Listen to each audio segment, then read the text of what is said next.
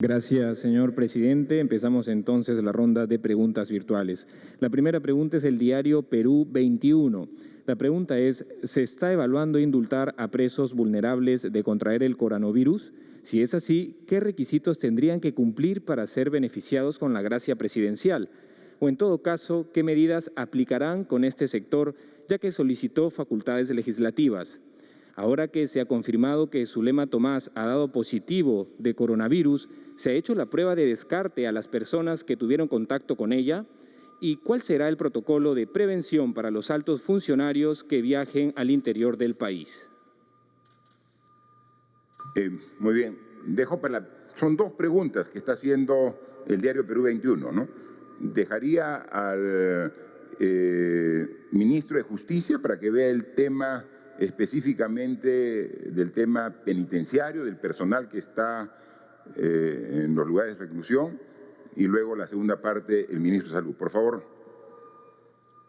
Señor presidente, efectivamente, en relación a la pregunta formulada, habría que informar a la opinión pública lo siguiente. Al día 15 nos encontramos oficialmente con 0 contagios, tanto a nivel de los 68 penales como a nivel de los 10 centros juveniles. Y nos estamos refiriendo también respecto de los internos, como respecto de los agentes que trabajan en los penales como en los centros juveniles.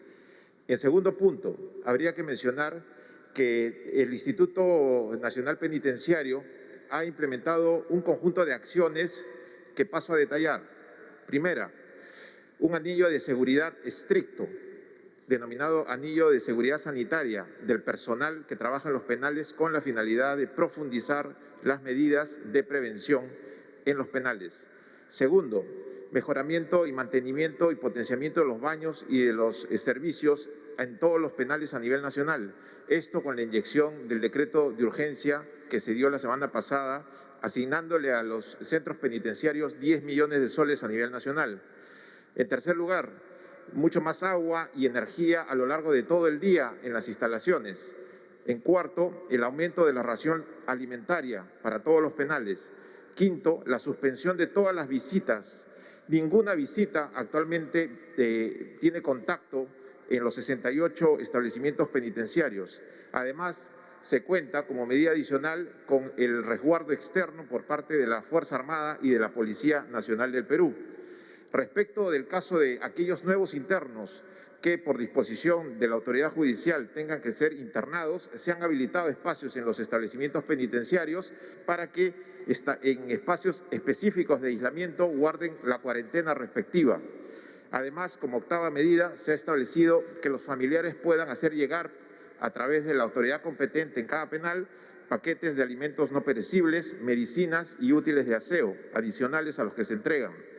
En noveno lugar, y es una medida que se está implementando actualmente, se está implementando el Centro de Estudios Criminológicos y Penitenciarios del Callao, más conocido como CENEP, para efectos de que ante el menor indicio de la presencia de esta enfermedad se pueda aislar inmediatamente a la persona.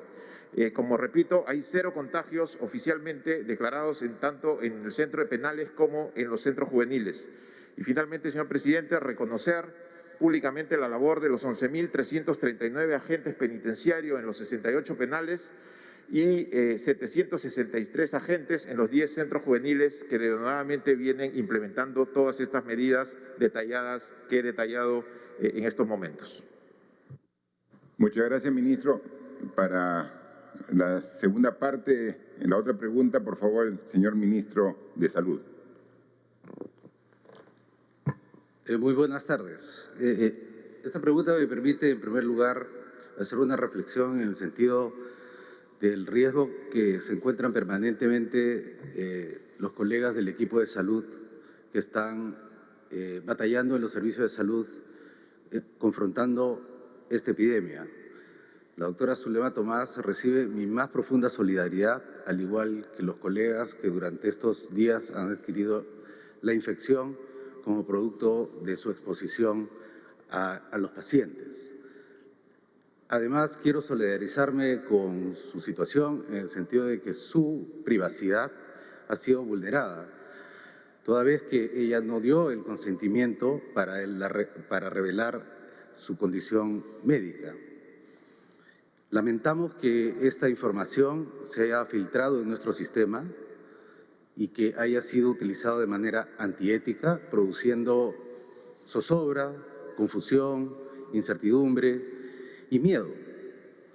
Para reducir al máximo las posibilidades de que esto vuelva a ocurrir, durante el fin de semana hemos tomado algunas acciones. La primera es investigar propiamente cómo es que este documento o estos datos confidenciales, personales, resultaron en manos extrañas. En segundo lugar, hemos tomado medidas para fortalecer la defensa de estos datos y tengan por seguro la comunidad que los datos serán netamente protegidos en el futuro. La segunda parte en relación con los protocolos. Con los protocolos, no solamente para altos funcionarios, los protocolos son exactamente los mismos que se utilizan para todas las personas en el país. Distanciamiento social, que lo tratamos de mantener al máximo entre los profesionales y los funcionarios, que estamos expuestos permanentemente a pacientes o a condiciones en las cuales se pueda transmitir rápidamente este virus. Y cuando las personas que asumen estas responsabilidades, ya sea en los servicios o en la parte administrativa, muestran haber tenido contacto y tener síntomas, reciben prontamente su asistencia laboratorial. En este caso, la alta dirección se está implementando este protocolo tal y cual se hace con el resto de la población del Perú. Gracias, ministro. Y siempre hay que tener la información real. Y aquí ese es nuestro compromiso con el país, darle siempre la información real. Cuando las cosas se ven que están bajo control, las decimos. Cuando nos equivocamos y tenemos que corregir, también lo decimos. Porque en este momento lo más importante es la confianza. Y lograr esa confianza pasa por tener información directa. Y la decimos siempre. Va a haber seguramente momentos más duros. Y aquí estaremos al frente de ustedes dando la cara, diciendo qué estamos haciendo cuando las cosas mejoran, cuando las cosas podrían ponerse un poco más complicadas. Pero juntos vamos a vencer esta situación. Y ayúdenos en no transmitir y no retransmitir información que no han verificado y que es falsa en muchos casos, ¿no? Ayer, domingo, efectivamente, estábamos ya en la evaluación. El ministro de Salud estaba en Iquitos, ya fue para evaluar la situación en la región Loreto. Nosotros estábamos evaluando con la ministra de Economía la situación económica y el paquete fuerte de reactivación que tenemos que ver. Estaba el ministro de Defensa con el ministro del Interior trabajando precisamente la justificación también del desacato de las medidas para dar el sustento al decreto supremo que hoy día, ¿no? Pero sin embargo dijeron que incluso yo como presidente había sido afectado por el COVID-19 y que por eso no había dado la conferencia. Estábamos preparando todos los insumos, la información para dar de manera veraz el diagnóstico y en función de ese diagnóstico dar las propuestas, ¿no? Que es lo que hemos dado ahora, ¿no? Entonces, obviamente, yo como cualquier ciudadano también estoy expuesto, si no cumplo el aislamiento social, si no mantenemos este metro de distancia por lo menos que debemos tener, también tendría riesgo de ser contagiado, ¿no? Y lo diría si fuera el caso, ¿no? Pero no ha ocurrido y sin embargo generan incluso hasta falsos comunicados del Ministerio de Salud, ¿no? O sea, con el papel membretado, con el sello, con la firma, ¿no? Entonces hay gente ociosa que en un momento delicado se está dedicando a hacer noticias falsas para crear zozobra. Aquí requerimos la responsabilidad de todos. Estamos trabajando de manera coordinada, articulada, y damos las gracias al apoyo mayoritario de la población. Y vamos a seguir en este camino. Y por eso, juntos, vamos a superar este enorme problema. La vida siempre nos pone a prueba, y a veces nos pone a pruebas mucho más difíciles. Esta es una de ellas. Pero estamos seguros que los peruanos, con la fortaleza que tenemos, la responsabilidad, el orden, el trabajo conjunto, va a superar este problema. Con los daños que va a generar, sí, pero va a superarlo porque estamos tomando las medidas adecuadas para lograr superar esta enfermedad que también afecta a todo el mundo. Gracias, señor presidente. La siguiente pregunta es del diario Pro y Contra de Iquitos. La pregunta dice, el gobernador de Loreto ha declarado que no hay bolsas para trasladar a los 2 fallecidos del hospital hacia el crematorio y esperarán que Lima atienda. También ha dicho que solo pueden realizar 20 muestras diarias porque solo tienen 150 hisopados.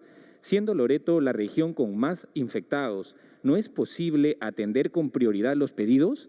El Poder Ejecutivo pide que los ciudadanos respeten la emergencia, pero el Ministerio de Salud no atiende los pedidos del gobernador. ¿Se va a tratar de manera distinta a Loreto, considerando que es la que tiene más contagiados después de Lima? A este medio de comunicación de Iquitos ya hemos dado hoy las características del decreto supremo donde Iquitos es la inmovilización obligatoria desde las 4 de la tarde, ¿no? Pero eso es una de las medidas. Hay que hacer muchas más medidas en Iquitos, trabajando coordinadamente dentro del Ministerio de Salud con el gobierno regional y con el apoyo de toda la población. O sea, vemos imágenes en algunas horas en Iquitos donde hay realmente un desacato de las disposiciones que preocupa. Y esto se refleja en el aumento de los casos que han sido dados como positivos en la región. Yo creo que estamos todavía en la oportunidad de contener y controlar este crecimiento. Nosotros ponemos de nuestra parte, estamos tomando acciones. Queremos que ahora los mismos ciudadanos de Iquitos y sus autoridades juntos sumemos y podamos corregir esta situación. Por favor, ministro de Salud, que incluso usted ayer ha estado en Iquitos, ¿no? Compatriotas en Iquitos y en el resto del país, efectivamente el día de ayer estuvimos en Iquitos con un equipo al ver el incremento rápido de los casos, que se debió a fallas en el sistema de información entre Iquitos y la sede central que no permitieron que los datos llegaran a Lima de manera oportuna. Quisiera hacer, a propósito del caso de Iquitos y haciendo referencia a la videoconferencia que el señor presidente tuvo con los gobernadores regionales, hacer un llamado a los mismos, a los gobiernos regionales, a los gobernadores, a los directores, gerentes de salud de cada una de las regiones, que revisen en detalle los presupuestos que les fueron asignados. El caso de Iquitos, una región que ha sido golpeada duramente por el dengue, y que actualmente enfrenta no solo el dengue, sino la pandemia, le fue asignado inicialmente un presupuesto de 2.349.000 para afrontar esta epidemia, a lo cual se suma otras fuentes por un aproximado de 2.650.000. Eso hace en total 4.999.000, además de que en el decreto de urgencia que declara la emergencia nacional posibilita a las regiones hacer transferencia de saldo de balance, o sea, aquellos fondos que no han utilizado en otras actividades para orientarlas a la lucha contra esta epidemia. Hemos constatado durante nuestra visita que de todos estos fondos, que suman aproximadamente 5 millones de soles, la ejecución de los mismos es solamente de 10.000 soles. Una de las razones probablemente sea que hay restricciones del mercado. El mercado se ha cerrado por lo que estamos viviendo en el país, pero una gestión oportuna, un diálogo entre nosotros, entre el nivel central y el nivel regional, hubiese quizá en su momento permitido tomar decisiones que faciliten el trabajo esforzado que realizan en Iquitos. En segundo lugar, además de fortalecer las medidas de control social que usted ha anunciado el día de hoy y que son necesarias en el caso de Iquitos, en ese lugar, en Loreto, se han abierto 3 frentes que la Gerencia de Salud tiene que enfrentar, no solamente en Iquitos, sino en zonas ribereñas y dentro de su propio personal. Nosotros hemos coincidido con el gobernador regional en la necesidad de fortalecer la vigilancia epidemiológica. Hemos constatado en el campo que no tienen 150 kits para hacer el diagnóstico laboratorial en Loreto. El día 27 de marzo recibieron 500 kits para poder hacer el diagnóstico laboratorial en Loreto. En el caso que la capacidad para hacer el diagnóstico no fuera suficiente, hemos dejado el 26 de marzo 200 kits para tomar de muestra y poder ser enviada a Lima. Se verificó que el termociclador para el laboratorio de Iquitos estaba dañado y estamos instalando un nuevo termociclador en Iquitos para que recupere su capacidad diagnóstica. Hemos dejado 7 ventiladores mecánicos adicionales a los que ya tenía el Hospital de Iquitos y hemos combinado a la gerencia de salud que pueda revisar su plan de salud de contingencia con los demás actores. Hemos constatado que la relación entre la Dirección de Salud, la Seguridad Social y el sector privado todavía es débil y necesita ser fortalecido. El día de hoy o mañana el gobernador está llamando a una reunión de todos los actores para que se puedan usar todos los recursos disponibles que existen en Loreto para enfrentar esta epidemia.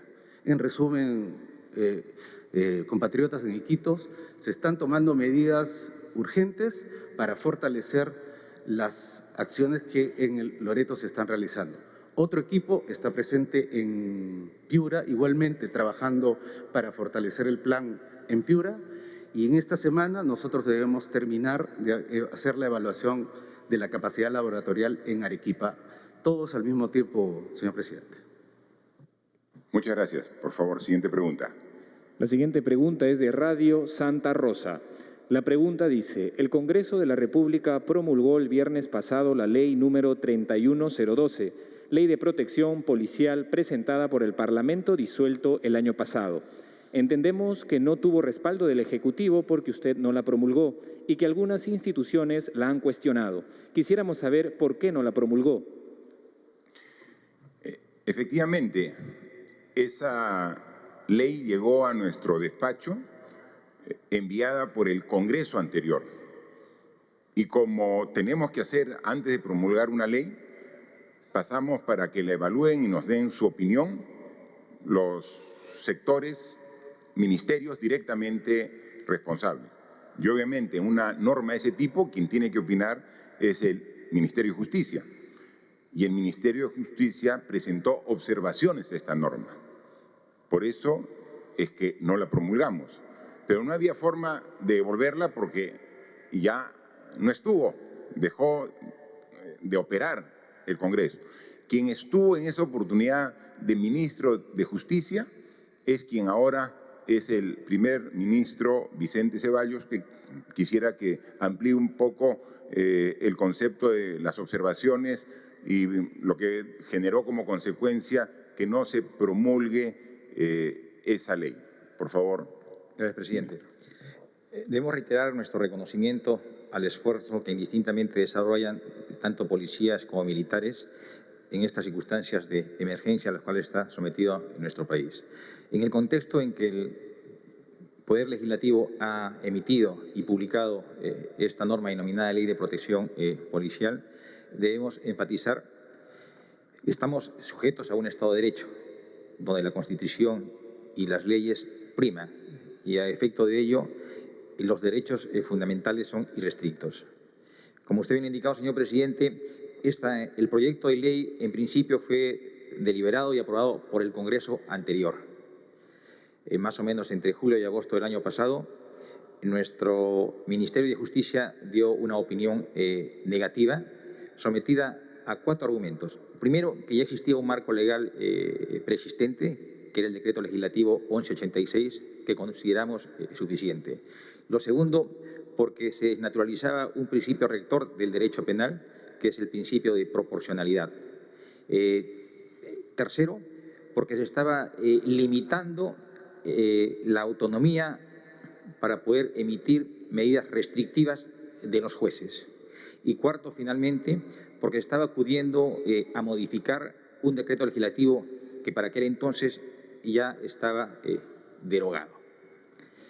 Debo reiterar, señor presidente, nuestro apoyo a las Fuerzas Armadas, a las fuerzas policiales, por el invalorable apoyo que viene brindando nuestro país en estas difíciles circunstancias de la emergencia en que nos encontramos.